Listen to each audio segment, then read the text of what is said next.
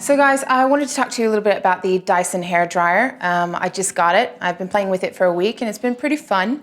I think the novel thing about it that's really interesting is the whole hole through the middle, because people can't really get that idea, you know, where does the airflow come through? And a lot of people have been asking lots of questions about this tool.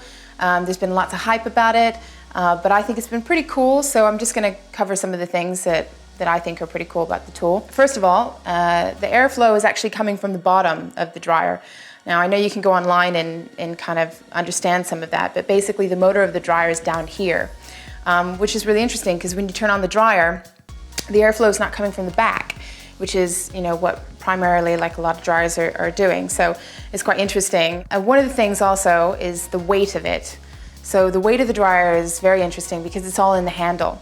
So when I'm looking at this here, it's very light through the top, but very heavy through the handle, which is really good for, you know, trying to get up high with the dryer. So if you're really having to, you know, lift it up, which is some people find it really hard when they're drying their hair themselves, to have to lift up the dryer. Also, the distance of the dryer as well is much shorter.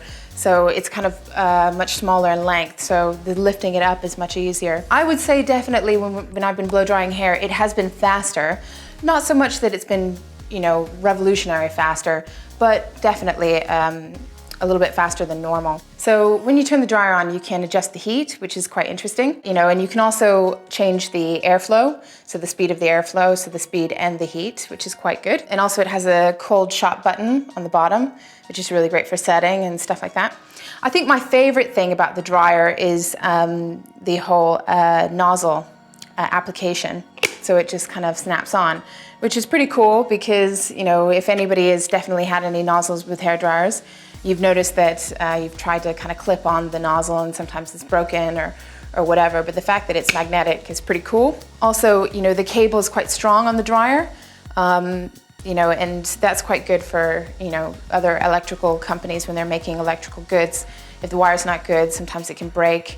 You can definitely see that the twisting of this won't break the dryer, which is quite positive as well. Another thing to look at is that the filter is quite small. So when you're looking at cleaning out the filter, that's actually really simple. Whereas some dryers, cleaning out the filter is just a nightmare, so that's been much, much better. Overall, I think this hairdryer is pretty cool. I think that people that are drying their hair themselves are gonna love this tool.